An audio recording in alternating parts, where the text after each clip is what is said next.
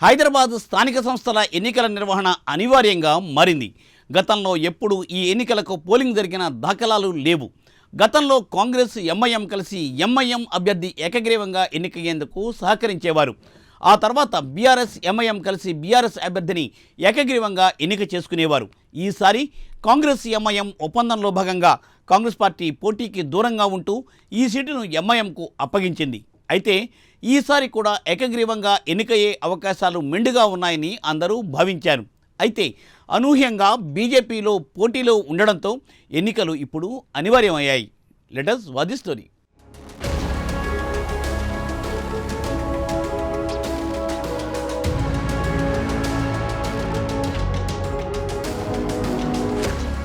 హైదరాబాద్లో local body MLC ఎన్నికల వేడి రాజుకుంది. పువ్వు పార్టీ, పతంగి పార్టీ సై అంటే సై అంటున్నాయి.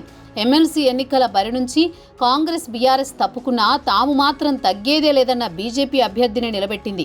మరోవైపు ఎంఐఎం కూడా తమ క్యాండిడేట్ను రంగంలోకి దింపింది. అయితే కాంగ్రెస్ బీఆర్ఎస్ ఎవరికి మద్దతిస్తాయన్నది ఆసక్తికరంగా మారింది. చివరి నిమిషంలో హైదరాబాద్ స్థానిక సంస్థల ఎమ్మెల్సీ ఎన్నికల్లో బరిలోకి దిగింది బీజేపీ.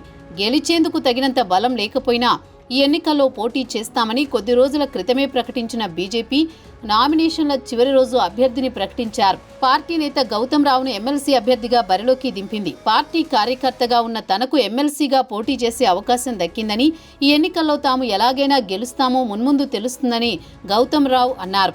పార్టీ నేతలతో కలిసి నామినేషన్ దాఖలు చేశారు.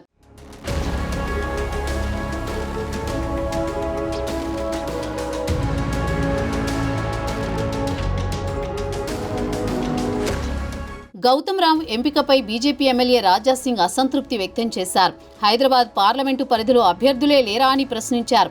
అధిష్టానానికి సీనియర్లు, కార్యకర్తలు కనబడలేదా అంటూ పార్టీ నిర్ణయానికి వ్యతిరేకంగా గళం వినిపించారు. గౌతమ్ రావు అభ్యర్థిత్వంపై అభ్యంతరం వ్యక్తం చేసిన రాజాసింగ్తో మాట్లాడతామని ఆ పార్టీ నేతలు పేర్కొంటున్నారు. మరోవైపు ఎన్నికల్లో కాంగ్రెస్ బీఆర్ఎస్ ఫెవికాల్ బంధం బట్టబయలైందని కాంగ్రెస్ మంత్రి బండి సంజయ్ ఆరోపించారు. ఇటీవల డీలిమిటేషన్తో ఏకమైన ఈ రెండు పార్టీలు పార్లమెంటులో వక్ఫ్ బోర్డు బిల్లుకు వ్యతిరేకంగా ఓటేశాయన్నారు. లేటెస్ట్గా మజ్లిస్కు గెలిపించేందుకు ఈ రెండు పార్టీలు ఎన్నికలకు దూరంగా ఉన్నాయని బండి విమర్శించారు. కాంగ్రెస్ బీఆర్ఎస్ కుమ్మక్కు రాజకీయాలకు ఇదే నిదర్శనమన్నారు.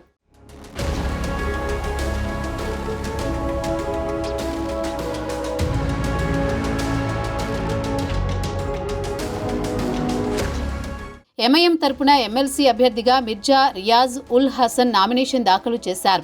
గతంలో ఎమ్మెల్సీ కార్పొరేటర్గా పనిచేసిన మిర్జా మరో ఎమ్మెల్సీ అభ్యర్థిగా బరిలో దిగారు. ఇక ఈ ఎన్నికల్లో తమ గెలుపు లాంఛనమే అని ఎంఐఎం ధీమా వ్యక్తం చేసింది.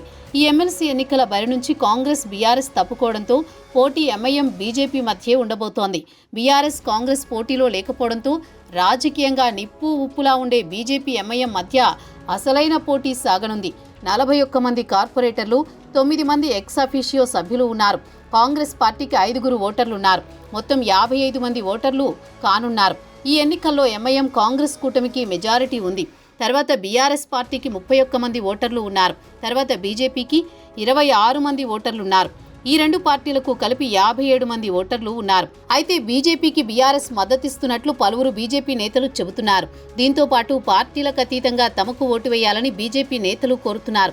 మరోసారి ఎమ్మెల్సీగా ప్రజలకు సేవ చేసే అవకాశం వచ్చినందుకు సంతోషంగా ఉందని, బీజేపీ నామమాత్రంగా పోటీలో ఉంటుంది, మా బలం మాకుంది, ఎమ్మెల్సీ ఎన్నికల్లో తమదే విజయమని ఎంఐఎం ఎమ్మెల్సీ అభ్యర్థి మిర్జా రియాజ్ ఉల్ హసన్ ఎఫ్ఎండి చెప్తున్నారు.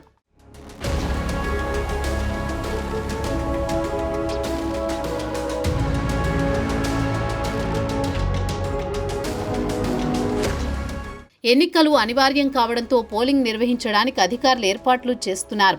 ఏప్రిల్ 7 వరకు నామినేషన్లను పరిశీలించనున్నారు. నామినేషన్ల ఉపసంహరణకు ఏప్రిల్ 9 వరకు గడువు ఉంది.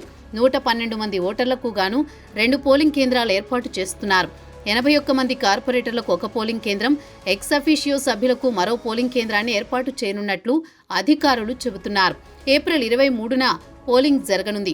పోలింగ్ కోసం జీహెచ్ఎంసీ ప్రధాన కార్యాలయంలో 2 పోలింగ్ కేంద్రాలను ఏర్పాటు చేశారు. ఏప్రిల్ 25న ఓట్లు లెక్కించనున్నారు.